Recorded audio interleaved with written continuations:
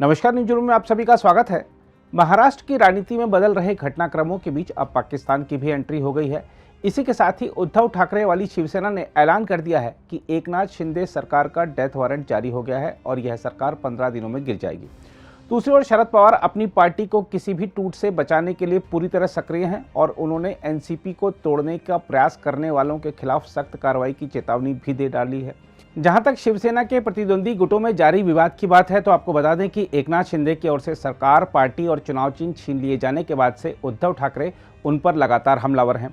रविवार को जब वह उत्तर महाराष्ट्र के जलगांव जिले के पछोरा में एक विशाल रैली को संबोधित करने पहुंचे तो वहां भीड़ को देखकर गदगद हो गए। उद्धव ठाकरे ने कहा कि उन्हें लोगों से मिल रहे समर्थन को देखकर पाकिस्तान भी बता देगा कि असली शिवसेना किसकी है, लेकिन निर्वाचन आयोग ऐसा नहीं कर सकता क्योंकि वह मोतियाबिंद से पीड़ित है।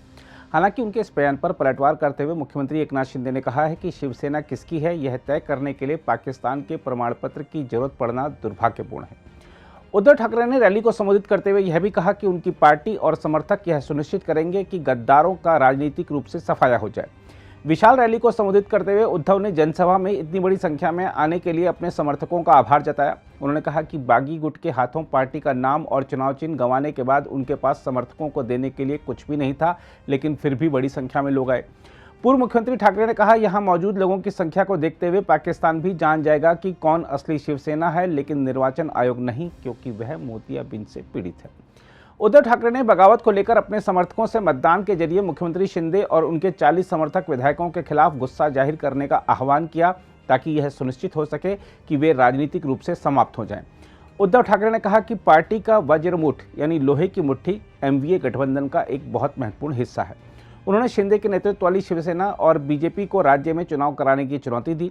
उद्धव ठाकरे ने दावा किया कि उनकी पार्टी का मशाल चुनाव चिन्ह शिंदे और बीजेपी के सिंहासन को आग लगा देगा। उन्होंने कहा कि उनकी पार्टी के टिकट पर चुनाव लड़ने वालों ने उन्हें धोखा दिया, लेकिन इन लोगों को चुनाव जिताने वाले लोग उनके साथ हैं।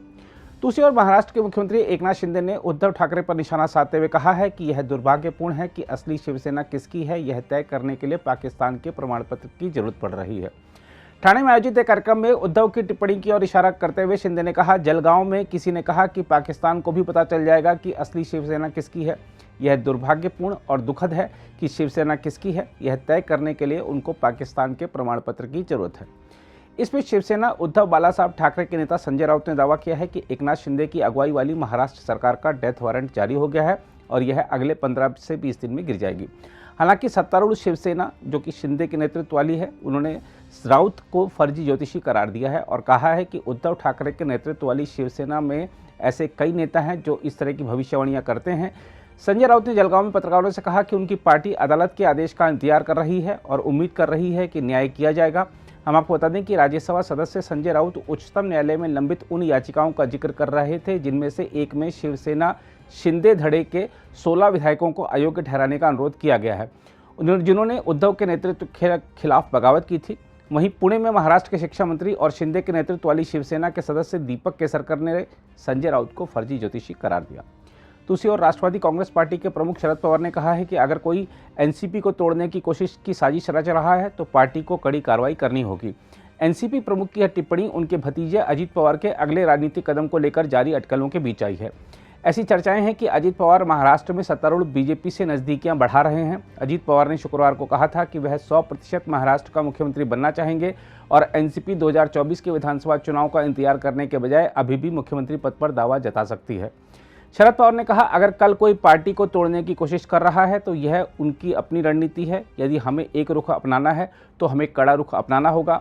हालांकि इस मुद्दे पर आज बात करना उचित नहीं है क्योंकि हमने इस पर अभी तक चर्चा नहीं की है। अगर आप भी लेना चाहते हैं देश दुनिया की तमाम जानकारी तो आज ही सब्सक्राइब करें हमारे चैनल को। साथ ही नीचे दिए बेल आइकन को जरूर दबाएं ताकि हर अपडेट आप तक पहुंच सके।